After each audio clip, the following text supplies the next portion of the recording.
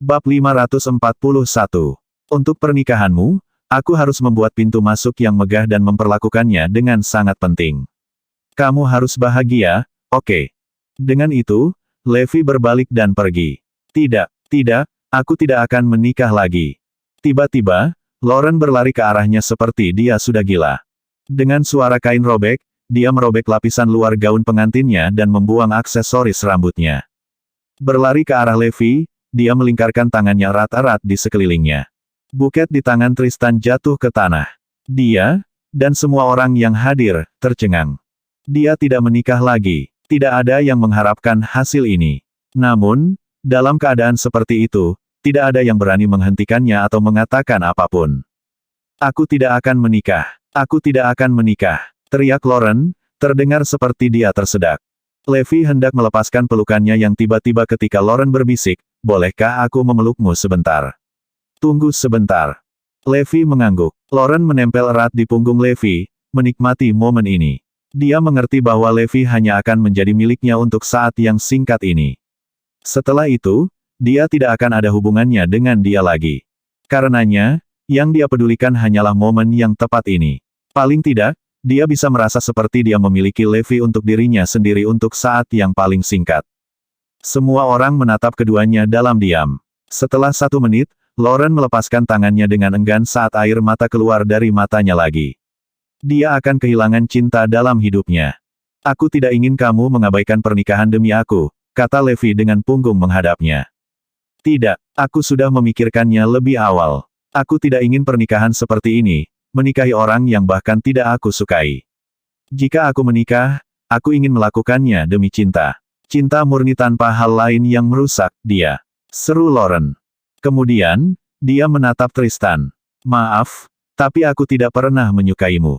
Aku menikahimu hanya untuk kepentinganku sendiri. Aku menghormati keputusanmu. Kami akan membatalkan pernikahan ini.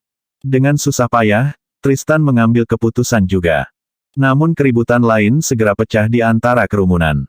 Pernikahan ini, yang telah dipublikasikan sebagai pernikahan abad ini, dibatalkan. Namun penampilan Levi membuat semua orang menyadari bahwa pernikahan itu memang telah digagalkan. Itu adalah pilihan yang tepat untuk membatalkannya. Oke, selama itu pilihanmu sendiri. Dengan itu, Levi meninggalkan tempat tersebut. Melihat Levi berjalan menjauh ke kejauhan, Lauren tiba-tiba berteriak, "Selain kamu, aku tidak akan pernah menikah dengan orang lain." Setelah meneriakkan hatinya, Lauren ambruk ke lantai. Dia telah memutuskan bahwa dia tidak akan menikah seumur hidup. Sekarang setelah semuanya berkembang ke tahap ini, jelaslah bahwa Fletcher pasti akan hancur. Semua orang pergi secara bertahap. Sebelum garnisun pergi, mereka mengejek dengan dingin, "Kami menyuruhmu untuk bersiap secara mental, tetapi kamu mengabaikan saran kami. Kami juga akan pergi." Kane, Charles dan kelompok mereka pergi dengan ketakutan. Mereka hanya ingin kembali ke kota selatan sesegera mungkin. Jika mereka tahu apa yang akan terjadi, mereka tidak akan datang ke Northampton. Tiba-tiba, mereka teringat peringatan yang diberikan Seth ketika mereka turun dari kereta. Oh tidak, hari ini batas waktunya. Keringat dingin menghiasi dahi Charles. Namun, orang yang paling ketakutan masih Kane. Bagaimanapun, Dewa Perang adalah musuh utama mereka. Bagaimana mungkin mereka tidak takut? Anggota Triple Group bergegas pergi dengan mobil mereka. Ketika mereka baru saja meninggalkan jalan di luar villa, jalan mereka terhalang oleh sebuah SUV hijau zaitun. Levi sedang duduk di atas mobil dengan semua Raja Perang berdiri di sampingnya. Mereka semua menatap dingin ke mobil di depan mereka. "Kenapa kau begitu ingin pergi?" "Yah, masuk ke Hampton Utara itu mudah, tapi tidak semudah itu untuk pergi," kata Levi sambil menyeringai. Bab 542. Charles, Kane, dan yang lainnya keluar dari mobil mereka dan berjalan menuju Levi.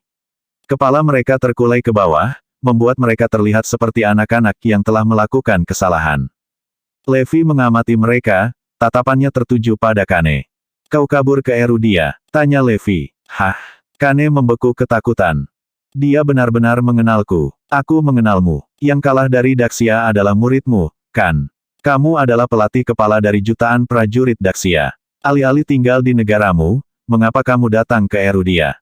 Levi tiba-tiba meninggikan suaranya, menyebabkan Kane merasa sangat takut sampai lututnya lemas. Aku salah, Dewa Perang. Aku salah. Aku seharusnya tidak memasuki Erudia. Ini kesalahanku. Berlutut di lantai, Kane merendahkan kaki Levi. Pakaiannya basah kuyup oleh keringat dingin, yang menetes ke rambutnya. Bukan karena cuacanya panas, tetapi karena dia benar-benar ketakutan. Anggota lain dari Triple Group tercengang. Tidak ada yang menyangka Master Taekwondo tertinggi di negara ini begitu menakutkan. Macan putih menjilat bibirnya. Kedengarannya tertarik, dia berkata, saya mendengar bahwa dia adalah Master Taekwondo terbaik. Saya ingin bertanding dengannya. Raja Perang, Macan Putih. Wajah Kane menjadi pucat saat dia segera mengidentifikasi pembicara dengan benar. Aku tidak akan berani. Aku tidak akan berani. Aku tidak berani melakukan apapun di Erudia. Kane diliputi penyesalan. Oh, betapa aku menyesalinya. Mengetahui God of War ada di Erudia, kenapa aku masih datang? Itu tidak akan terjadi. Kamu seharusnya tidak datang ke Erudia. Jika kamu ingin pergi, kamu harus menerima pukulanku. Macan putih berjalan ke arahnya. Ingat, kamu hanya bisa pergi jika kamu tetap berdiri setelah menerima pukulanku, tambah macan putih.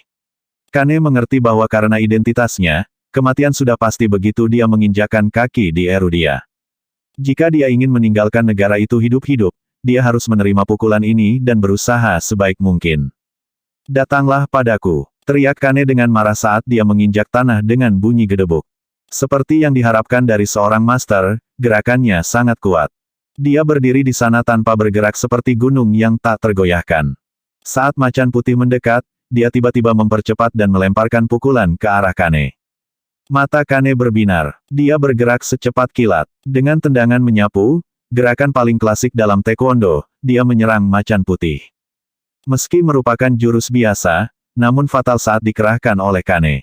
Tendangannya begitu kuat sehingga terasa seperti badai yang menghancurkan semua yang ada di jalurnya. Angin kencang bertiup di sekitarnya, menyebabkan cabang-cabang pohon dan kerikil terbang ke langit. Semua orang di sekitar mereka terpaksa terhuyung beberapa meter ke belakang. Lusinan pohon di sekitar mereka meledak. Dibandingkan dengan tendangan ini, pukulan macan putih terlihat sangat biasa. Ledakan memekakkan telinga terdengar ketika tendangan dan pukulan bertabrakan.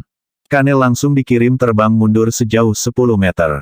Setelah menabrak pohon besar dengan bunyi gedebuk dan membelahnya menjadi dua, dia tidak berdiri lagi. Macan putih mengelus tinjunya yang berlumuran darah dan tersenyum puas. Aku akhirnya bertemu seseorang yang bisa bertarung. Karena Kane tidak selamat dari pukulan ini, dia tidak akan pernah bisa meninggalkan Erudia lagi. Ketika semua orang melihat betapa mudahnya Master Taekwondo dikalahkan, mereka membeku ketakutan. Bahkan Charles mengencingi celananya. Kamu Charles, kan? Apakah kamu mendengar 3 peringatanku? Tanya Levi sambil mengalihkan pandangannya ke arahnya. Iya, saya benar-benar memahaminya dan akan segera melaksanakannya. Janji Charles. Sudah terlambat. Merangkak keluar dari Erudia. Aku akan memberimu 1 hari. Jika aku masih melihat sesuatu yang berhubungan dengan Triple Group di Erudia, aku akan mencarimu. Levi terdengar tegas, sama sekali tidak meninggalkan ruang untuk negosiasi. Bab 543. Charles pingsan ketakutan. Aku ditakdirkan. Semuanya sudah berakhir. Rencana ambisius Triple Group untuk mendominasi pasar Erudia telah hancur. Kami akan segera pergi, Dewa Perang. Kata Tristan, gemetar. Aku berkata, merangkak keluar dari Erudia. Tatapan Levi tajam dan kejam. Yang mengkhawatirkan, para pejabat tinggi Triple Group kemudian terlihat terkapar di tanah saat mereka perlahan-lahan merangkak keluar dari Northampton. Akan meremehkan untuk menggambarkan pria merangkak sebagai menyedihkan. Setelah beberapa jam, Triple Group tiba-tiba mengumumkan bahwa mereka akan mengembalikan sumbangan senilai 80 miliar. Setelah 1 jam lagi, Triple Group mengadakan konferensi pers. Mereka meminta maaf kepada Erudia atas kejahatan yang telah mereka lakukan, berjanji untuk mengembalikan uang yang telah mereka tipu dan cuci, dan berjanji untuk memberikan kompensasi kepada para korban. Semua orang yang mengikuti acara online bersorak-sorai. Markas Triple Group kemudian menyatakan perusahaan akan menarik diri dari pasar Erudia, mereka akan menghapus semua produk mereka di Erudia dalam sehari. Ini adalah berita terbaru. Semua orang tercengang. The Triple Group, yang telah naik peringkat, tiba-tiba meninggalkan Erudia. Apa yang sedang terjadi? Di sisi lain, perusahaan dan individu yang telah ditindas oleh Triple Group bersorak gembira. Triple Group seperti tumor kanker di dunia bisnis. Mereka melakukan segala macam hal jahat dan mengeksploitasi banyak orang. Namun, banyak dari korban tidak berani mengekspos perusahaan dan hanya berharap perusahaan akan gagal. Sekarang keinginan mereka terpenuhi, mereka sangat gembira sehingga mereka ingin mengadakan perayaan besar. Karena Triple Group terutama menjual produk elektronik dan ada banyak perusahaan serupa di pasar, kepergiannya tidak memberikan dampak yang besar. Hari itu, Levi memberitahu Iris, penanggung jawab Morris Group, untuk menambahkan sekeranjang barang lagi ke portofolio perusahaan, produk elektronik. Mereka akan berusaha keras untuk menciptakan produk elektronik yang paling hemat biaya untuk menghancurkan perusahaan tidak bermoral lainnya. Dengan menciptakan produk yang dapat bermanfaat bagi masyarakat, mereka dapat mempromosikan pengembangan pasar yang sehat sambil berbuat baik kepada masyarakat. Inilah yang selalu dilakukan oleh grup Morris. Baik itu alat kesehatan atau produk lainnya, mereka selalu berusaha untuk menjual produk dengan kualitas terbaik dengan harga termurah. Moto mereka adalah untuk mempromosikan pembangunan kota dan kesejahteraan masyarakat. Oleh karena itu, seluruh karyawan Morris Group memberikan kerja terbaiknya. Selain bisa menuai keuntungan finansial, mereka juga akan merasa terhormat. Orang-orang muda di Northampton bangga bekerja di Morris Group. Morris Group telah memproduksi produk elektronik. Sekarang, mereka hanya meningkatkan skala produksi mereka. Ketika Triple Group meninggalkan pasar, perusahaan lain dapat memanfaatkan pangsa pasarnya. Iris bahkan memberikan sebagian dari bisnis elektronik ke Oriental Star Group. Zoe juga sangat mampu. Dalam waktu singkat, keuntungan grup bintang Oriental meroket di bawah manajemennya, peran yang dia terima dengan senang hati. Ketika dia sampai di rumah, dia bertanya, "Sayang, bagaimana pernikahannya?"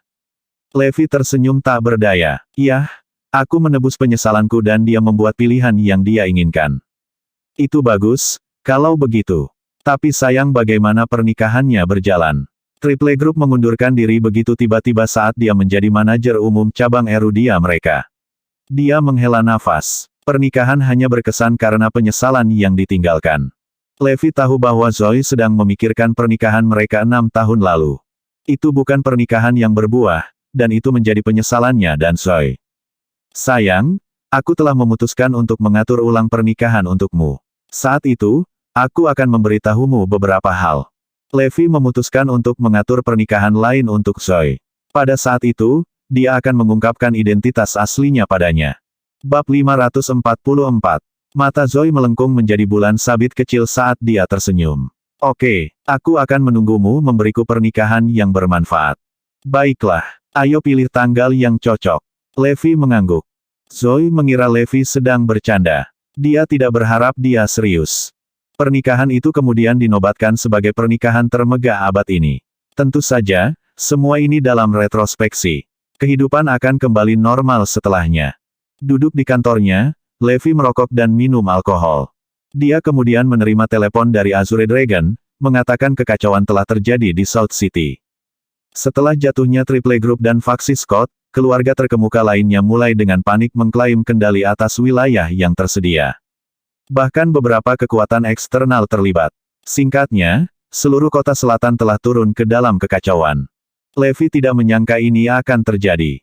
Awalnya, dia berpikir bahwa setelah menyingkirkan Scott dan Triple Group, Erudia akan menjadi damai kembali dan semua orang akan berperilaku baik. Namun, alih-alih memperingatkan mereka, tindakannya menyebabkan orang-orang ini menjadi gila. Bagi mereka, setelah runtuhnya dua kekuatan utama, mereka sekarang memiliki lebih banyak wilayah dan bisnis untuk direbut. "Sulit untuk mengendalikan kota selatan," kata Azure Dragon ragu-ragu. "Oke, saya pribadi akan melakukan perjalanan ke South City. Karena semua ini terjadi karena saya harus meluruskan semuanya." Kilatan dingin muncul di mata Levi. Pada malam hari, dia memberitahu Zoe bahwa dia akan pergi ke South City. Mata Zoe berbinar. "Itu benar. Abigail memberitahuku bahwa dia ingin kembali ke South City karena sesuatu yang mendesak telah terjadi dalam keluarga. Keluarga kulit hitam tidak mengatakan apa yang sebenarnya sangat mendesak, jadi orang tuaku sangat khawatir. Kembalilah bersama Abigail dan lihat apa yang terjadi pada keluarga hitam." "Tentu, tidak masalah," Levi menyetujui. Hari berikutnya tiba. Setelah Abigail memasuki mobil, dia langsung melingkarkan tangannya di leher Levi. "Levi, kau sangat kejam. Kenapa lama sekali kau tidak mengunjungiku? Ekspresi kesal muncul di mata Abigail seolah-olah dia adalah istrinya. Levi mendorongnya ke samping dengan cepat. Bicara saja seperti biasa. Jangan sentuh aku. Abigail memelototinya dan berkata, apakah kamu bertemu seseorang baru-baru ini? Levi mengerutkan kening. Hah? Kudengar kau menghadiri pernikahan teman masa kecilmu dan menggoda gadis-gadis. Bahkan sahabat kakak perempuanku mulai menyukaimu. Helena, selebritas baru di perusahaan kakakku, juga terobsesi denganmu. Benarkah? Keluh Abigail sambil cemberut. Apa yang sedang Anda bicarakan? Levi mengerutkan kening. Biarkan aku memberitahumu ini. Aku hanya akan menyukai saudara perempuanmu. Wanita lain bukan urusanku. Bahkan jika aku terlibat dengan mereka, itu karena saudara perempuanmu. Kamu salah satu dari mereka. Ketika Abigail mendengar kata-katanya, ekspresinya langsung turun. Air mata kemarahan meluap di matanya saat dia mencoba menahannya. Jadi Levi hanya baik padaku karena Zoe. Ada apa? Abigail, kenapa kamu menangis? Levi tiba-tiba menyadari bahwa Abigail telah menangis. Tidak apa, dia menyeka air matanya dan tetap diam sepanjang perjalanan. Levi tidak tahu bagaimana dia menyinggung Abigail, jadi dia tetap diam juga. Segera, mereka mencapai kota selatan. Saat mereka memasuki kota, Levi memanggil Alfie dari Dragon Legion. Beritahu para pemimpin kota selatan bahwa aku sudah tiba, perintah Levi. Ketika dia menghadiri perjamuan ulang tahun keluarga hitam, dia telah berjanji bahwa dia pasti akan memberitahu manajemen kota saat dia tiba di lain waktu. Mengerti, Tuan? Jawab Alfie seketika. Alfie kemudian menghubungi Panglima Wilayah Perang Selatan dan para pemimpin utama kota. Bab 545. Seketika, seluruh kota selatan menjadi hiruk-pikuk. Dewa Perang akan datang. Fakta bahwa tidak ada yang tahu mengapa dia datang bahkan lebih menakutkan. Ketika kelompok tiga melakukan tindakan keterlaluan mereka, Dewa Perang bahkan tidak datang. Namun, dia datang sekarang. Ini berarti sesuatu yang besar telah terjadi.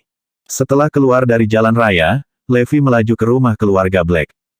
Mobilnya meluncur di sepanjang jalan ketika tiba-tiba dia melihat dua mobil mewah dari kaca spion. Salah satunya adalah Lamborghini, sementara yang lainnya adalah Ferrari 458. Kedua mobil mewah itu melaju melewati Audi Levi, sengaja memotong jalannya. Ada dua orang yang duduk di masing-masing mobil. Mereka adalah bujangan kaya di South City. Yang paling terkenal di antara mereka adalah Derek, yang berasal dari keluarga kaya Davis. Baru-baru ini, keluarga Davis berkembang pesat, setelah merebut kendali atas banyak wilayah dan menuai banyak manfaat. Dia Abigail, kan? Aku mengenalinya hanya dengan sekali pandang. Seru Derek sambil menyeringai. Iya, dia Abigail, sisanya setuju. Ketika mereka berada di persimpangan tadi, mereka melihat Abigail duduk di dalam mobil. Oleh karena itu, mereka langsung mengejarnya untuk mengonfirmasi. Kudengar keluarga Black mengatur pernikahan untuk Abigail, kan? Tanya Derek pada bawahannya, Zachary. Iya, tapi aku ingin menggoda Abigail hari ini. Dia sangat cantik. Aku sebenarnya sudah lama bernafsu padanya. Haha, ketika Derek memikirkan Abigail, dia tidak bisa menahan diri lagi. Awalnya, karena keluarga hitam jauh lebih kuat daripada keluarga Davis, dia tidak berani melakukan apapun. Namun, dalam perombakan wilayah baru-baru ini, keluarga hitam telah memilih untuk menjaga jarak sementara keluarga Davis berpartisipasi secara agresif. Sekarang, keluarga Davis berada dalam posisi yang jauh lebih kuat daripada keluarga kulit hitam.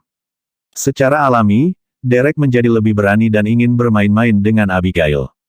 Setelah memotong di depan Audi, kedua mobil melambat secara bertahap. Pada akhirnya, mereka hanya mengemudi dengan kecepatan lambat 20 km per jam. Jelas bahwa mereka melakukannya dengan sengaja. Kemarahan muncul di mata Abigail. Levi, mereka melakukan ini dengan sengaja. Huff. Namun, Levi tidak menanggapi. Tiba-tiba, dia memutar setir ke kanan dan mempercepat. Dengan kecepatan kilat, dia langsung melampaui dua mobil mewah dan melesat pergi. Ketika Derek dan yang lainnya melihat mobil meluncur melewati mereka, mereka tercengang. Apa-apaan ini? Ini mengemudi begitu cepat sehingga saya bahkan tidak bisa bereaksi tepat waktu. Cepat, kejar mobil itu, teriak Derek. Ferrari dan Lamborghini berakselerasi, melaju begitu cepat sehingga tampak seperti dua garis kilat di jalan. Audi tidak akan pernah bisa berakselerasi lebih cepat daripada mobil sport di jalan lurus. Segera, Levi menyadari bahwa kedua mobil itu akan mencapai mereka. Namun, bukannya bingung, dia terus mempercepat. Meski ada tikungan tajam di depan, Levi mengabaikannya dan terus menambah kecepatan. Hah, Levi, pelan-pelan. Abigail sangat ketakutan sehingga dia hampir menutup matanya. Namun, ekspresi tenang tetap ada di wajah Levi sementara mobil terus melaju kencang. Ketika Derek dan yang lainnya melihat itu, mereka sangat terkejut hingga keringat dingin mulai membasahi dahi mereka. Sialan, apakah orang ini gila? Ada tikungan tajam di depan dengan beberapa lereng. Namun, dia masih berani berakselerasi. Seru Derek kaget. Iya, belokan seperti ini paling rawan kecelakaan. Apakah dia masih berani berakselerasi? Dia pasti sudah gila. Mungkin lebih aman jika mobil sport meluncur melintasi tikungan. Tapi sedan saja, gila. Lamborghini dan Ferrari mulai melambat, ingin melewati tikungan dengan mantap. Namun, Audi di depan berlari ke jalan melengkung saat berakselerasi. Mereka terkutuk. Mobilnya akan hancur dan penumpangnya pasti akan mati. Abigail yang malang. Dia sangat cantik. Bahkan Derek menutup matanya dengan putus asa. Bersambung.